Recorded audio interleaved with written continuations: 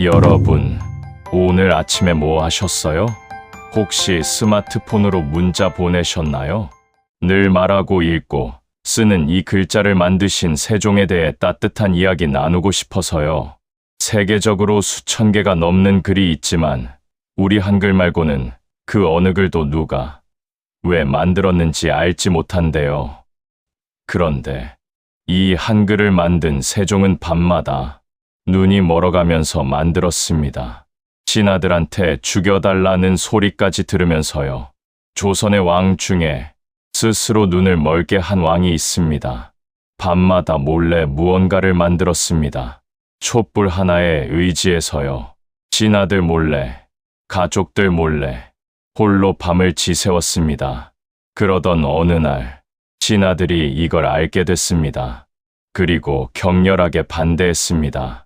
오랑캐나 하는 짓입니다. 당장 멈추십시오. 심지어 이런 말까지 했습니다. 이 일을 계속하시려거든 저를 먼저 죽여주십시오. 그래도 왕은 멈추지 않았습니다. 눈은 점점 나빠져 앞이 흐려지고 있었습니다. 그래도 멈추지 않았습니다. 왜였을까요? 대체 왜 그랬을까요? 오늘 그 왕의 이야기를 들려드릴게요. 600년 전 백성을 위해 눈을 바친 왕 세종. 편하게 들어보세요. 1397년 한양 왕자 하나가 태어났습니다. 이름은 이도. 셋째 아들이었습니다. 셋째. 그 말은 곧 이런 뜻이었습니다. 넌 왕이 될 일 없다. 첫째 형 양녕대군이 이미 세자였거든요. 둘째 형 효령대군도 있었고요. 어린 이도는 그냥 책이나 읽으며 살았습니다. 조용히 아무도 눈여겨보지 않는 셋째 왕자로요. 그런데 아버지 태종은 날카로운 분이셨습니다. 세 아들을 유심히 지켜봤습니다. 첫째 양녕은 자유로운 영혼이었습니다. 책보다 술을 좋아했고 궁 밖으로 나가 노는 걸 즐겼습니다. 세자 자리에 별 관심이 없었어요. 그러던 어느 날 태종이 충격적인 결정을 내립니다. 양녕을 폐한다. 셋째를 세자로 삼겠다. 조정이 발칵 뒤집어졌습니다. 신하들은 너무 놀라며 모두 말렸습니다. 전하, 이게 무슨 말씀이십니까? 마디를 두고 어찌... 하지만 태종은 뜻을 굽히지 않았습니다. 저 아이에게는 뭔가가 있다. 백성을 사랑하는 마음이 있다. 이도는 그 소식을 듣고 얼어붙었습니다. 기뻐할 수가 없었습니다. 형을 밀어내고 얻은 자리였으니까요. 양녕 형은 어떤 마음이었을까요? 동생한테 자리를 빼앗긴 기분이 얼마나 씁쓸했을까요? 이도는 형을 찾아갔습니다. 무릎을 꿇었습니다. 형님, 저는 이 자리를 원한 적이 없습니다. 양녕대군은 한참을 말이 없었습니다. 그리고 천천히 입을 열었습니다. 알고 있다. 나는 애초에 왕이 될 그릇이 아니었다. 내가 해라. 넌 할 수 있을 거다. 형의 그 말이 이도의 가슴에 오래 남았습니다. 고마웠습니다. 미안했습니다. 그리고 마음이 너무 무거웠습니다. 형 대신 내가 이 자리에 앉았으니 제대로 해야 한다. 백성들을 위한 왕이 되어야 한다. 22살, 이도는 왕이 됐습니다. 세종, 그렇게 불리게 됐습니다. 그렇지만 왕이 된다는 건 마냥 좋은 일이 아니었습니다. 왕관의 무게는 마음의 무게만큼 아니 더 컸습니다. 형에게 진비, 그리고 백성들의 삶, 모두 왕의 어깨 위에 있었으니까요. 세종은 밤잠을 설쳤습니다. 궁 밖으로 나가 백성들 사는 모습을 봤습니다. 가난한 사람들, 병든 사람들, 억울한 일을 당해도 말 한마디 못하는 사람들, 정말 마음이 아팠습니다. 어느 날이었습니다. 한 농부가 억울하게 도둑으로 몰려 관아에 끌려왔습니다. 농부는 살려달라고 울부짖었습니다. 그런데 자기가 억울하다는 걸 글로 쓸 수가 없었습니다. 한자를 모르니까요. 결국 그 농부는 매를 맞았습니다. 억울함을 풀지 못한 채로요. 세종은 그 모습을 보고 잠을 잘 수 없었습니다. 밤새 뒤척였습니다. 내가 왕인데 저들을 도울 수 없단 말인가. 그때 형의 말이 떠올랐습니다. 넌 할 수 있을 거다. 글을 몰라서 억울하다면 쉬운 글자를 만들어주면 되지 않겠는가? 그날 밤 세종의 마음속에 아주 작은 불씨 하나가 피어올랐습니다. 하지만 그 불씨가 훗날 온 백성을 밝히는 빛이 될 줄은 그때는 아무도 몰랐습니다. 그러던 어느 날 궁을 산책하던 세종은 들으며 또 한 번 다짐했습니다. 사또, 제발 살려주십시오. 저는 도둑이 아닙니다. 한 남자가 땅바닥에 엎드려 울부짖고 있었습니다. 그런데 아무도 귀 기울이지 않았습니다. 왜냐고요? 그 남자는 글을 몰랐거든요. 글을 안다는 건 특권이었던 조선시대. 양반 자제들은 어릴 때부터 한자를 배웠습니다. 천자문부터 시작해서 수천 개의 글자를 외웠습니다. 그런데 백성들은 아침에 일어나 밭에 나아가 해 질 때까지 호미질을 합니다. 온 힘을 다해 땅을 일구다 돌아오면 쓰러져 잠듭니다.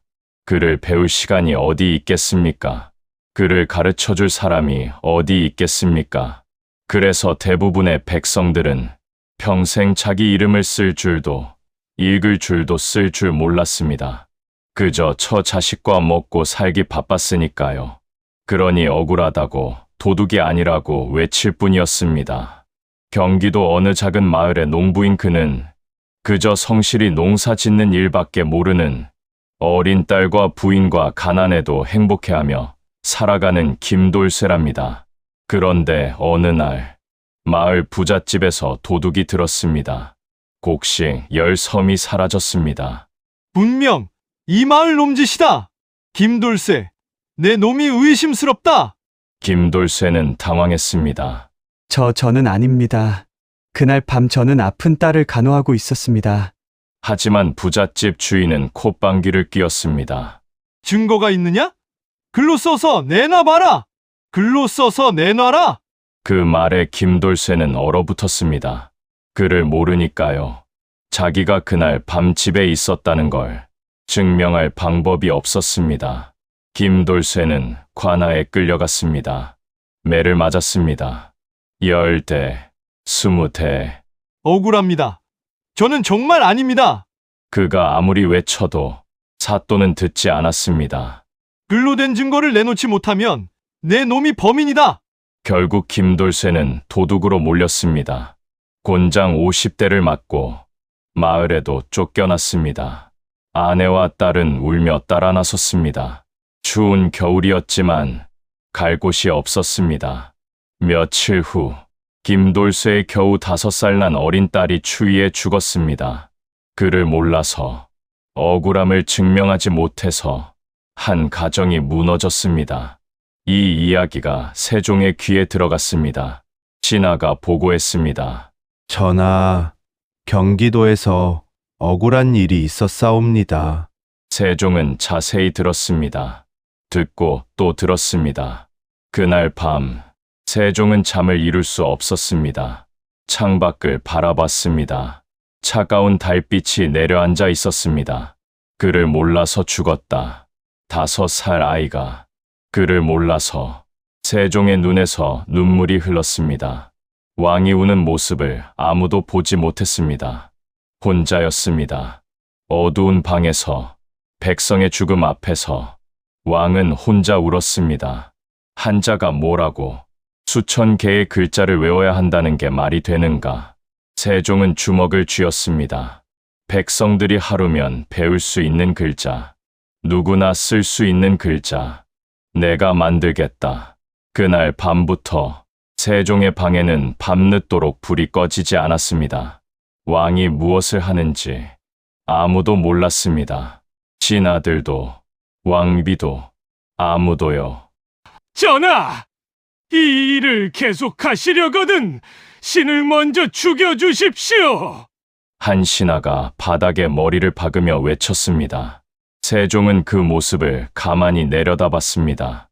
씁쓸했습니다. 이 사람은 자기가 아끼던 신하 중 한 명이었습니다. 잠깐, 어떻게 이 지경까지 왔는지 처음부터 이야기해 드릴게요.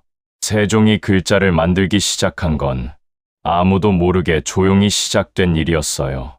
밤마다 촛불 하나 켜놓고 혼자 연구했습니다. 이 모양을 보고 혀가 어디에 닿는지 살폈습니다. 아 하면 입이 둥글게 열리고, 하면 입이 옆으로 퍼지고, 그런 것들을 하나하나 기록했어요. 사실 외로운 작업이었습니다. 누구한테 물어볼 수도 없었거든요.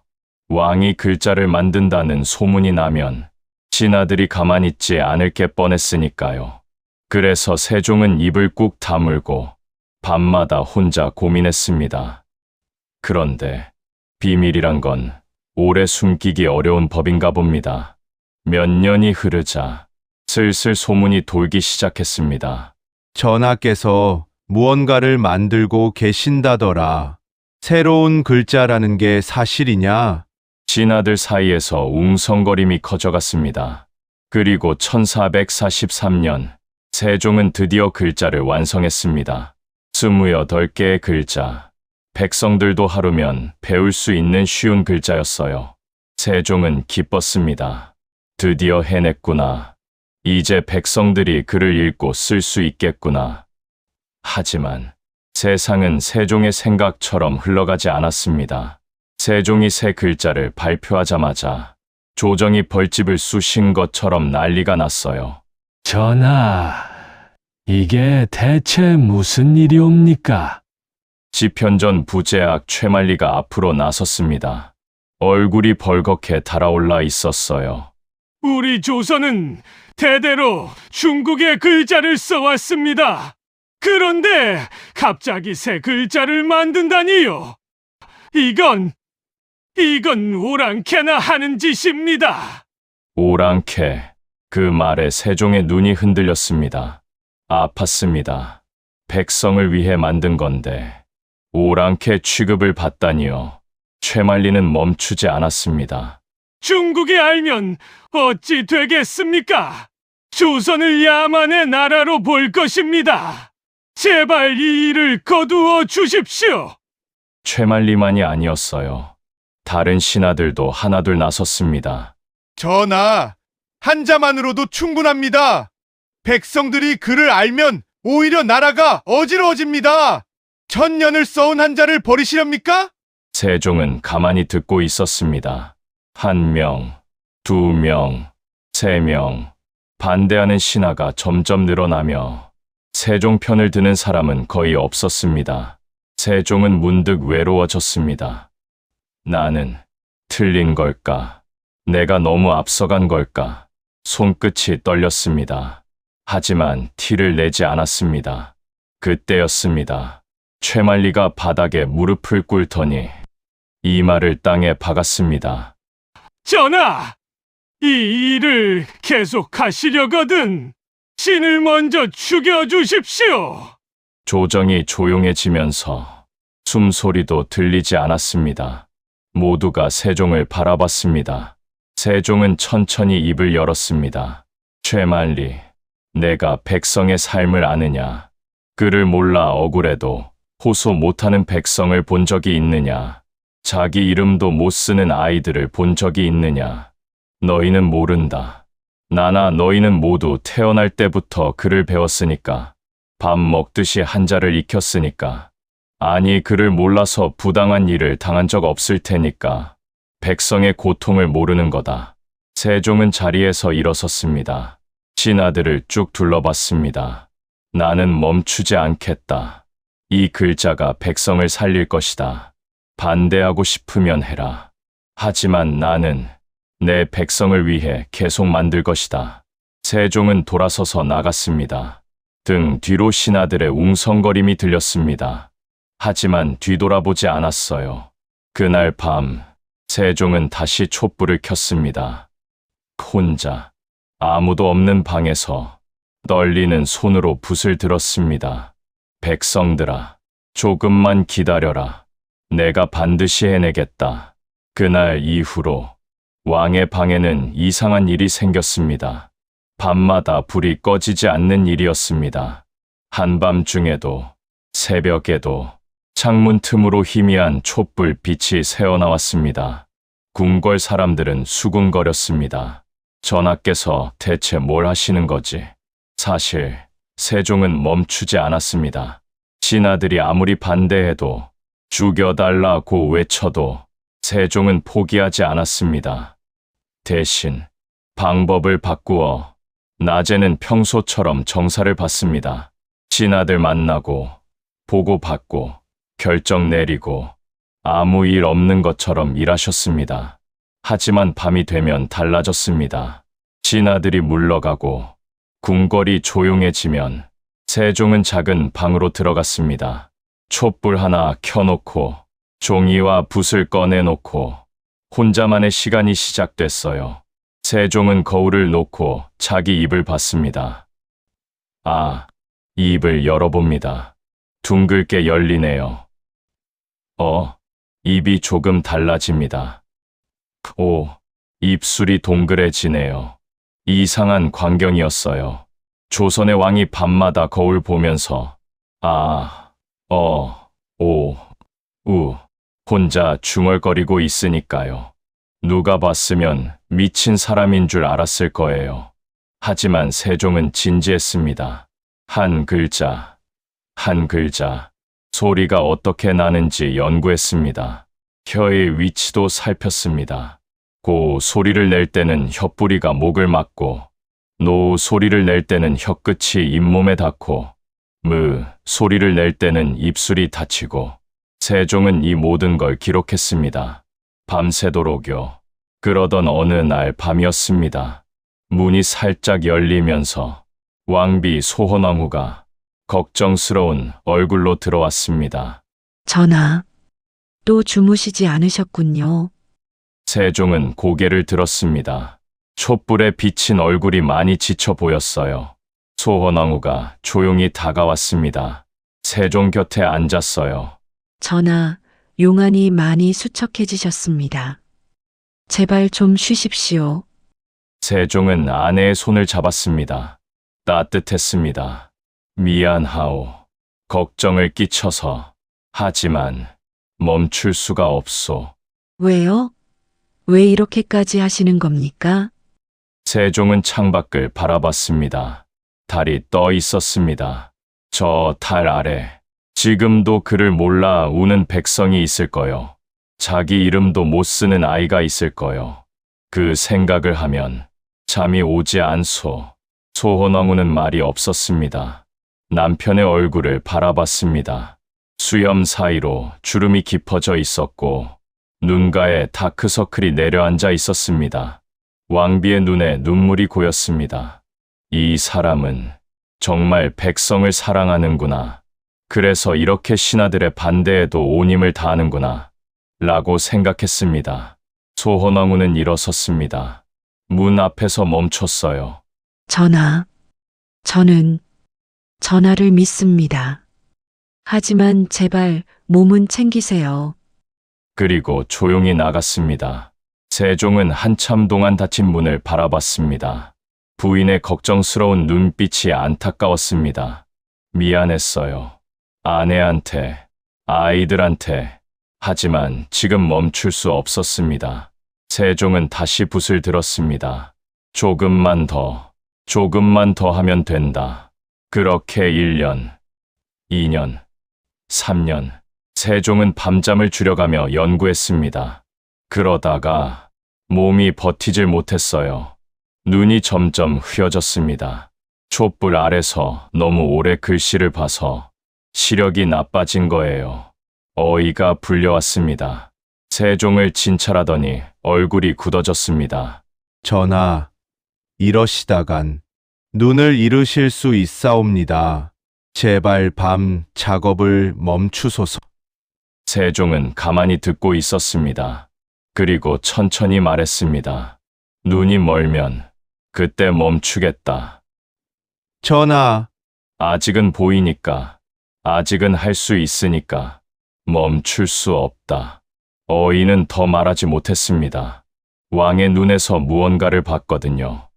슬픔, 아니요, 각오였습니다. 이 분은 정말로 백성을 위해 눈을 바칠 각오가 되어 있구나. 그날 밤도, 그 다음 날 밤도 세종의 방에서는 불이 꺼지지 않았습니다. 점점 흐려지는 시야 속에서 세종은 붓을 놓지 않았습니다. 백성들아, 조금만 기다려라. 내가 거의 다 왔다. 어느 날 아침이었습니다. 세종이 눈을 떴습니다. 그런데 이상했어요. 천장이 흐릿하게 보였습니다. 눈을 비벼봤습니다. 여전히 흐릿했습니다. 세종은 가만히 누워 있었습니다. 한참 동안요. 드디어 오는구나. 혼잣말이 흘러나왔습니다. 예상했던 일이었어요. 몇 년째 밤잠을 줄이고 희미한 촛불 아래서 작은 글씨를 썼으니까요. 눈이 버틸 리가 없었습니다. 세종은 언젠가 이렇게 되리라는 것을 알고 있었어요. 소문이 퍼졌습니다. 전하의 눈이 나빠지셨다더라. 글자 만든다고 무리하셔서 그렇다더라. 신하들이 찾아왔습니다. 전하, 제발 그만하십시오. 이제라도 멈추시면 눈을 지킬 수 있습니다. 소원왕후도 다시 찾아왔습니다. 이번엔 눈물을 참지 못했어요. 전하 제발이요. 글자가 뭐라고 눈을 잃으시려 합니까? 저는 전하 눈먼 모습을 볼 수가 없습니다. 세종은 아내의 손을 잡았습니다. 떨리고 있었어요. 세종은 한참 동안 아내를 바라봤습니다. 흐릿하게 보이는 얼굴. 그래도 알 수 있었습니다. 울고 있다는 거려. 부인, 내 눈이 멀면 당신이 곁에 있어 주겠소? 그게 무슨... 백성들이 그를 알게 되면 내 눈 하나쯤이야. 소헌왕후는 말을 잇지 못했습니다. 지아비의 진심을 알기에 더 아무 말도 할 수 없었습니다. 그저 왕비는 남편의 손을 꼭 잡았습니다. 알겠습니다. 제가 전하의 눈이 되어드리겠습니다. 그 말에 세종의 눈에서 눈물이 흘렀습니다. 왕은 좀처럼 울지 않습니다. 울면 안 되거든요. 하지만 그 순간만큼은 참을 수가 없었습니다. 고맙소. 목소리가 떨렸습니다. 그날 밤 세종은 다시 촛불을 켰습니다. 흐릿한 눈으로, 떨리는 손으로 붓을 들었습니다. 조금만 더, 이제 정말 조금만 더다.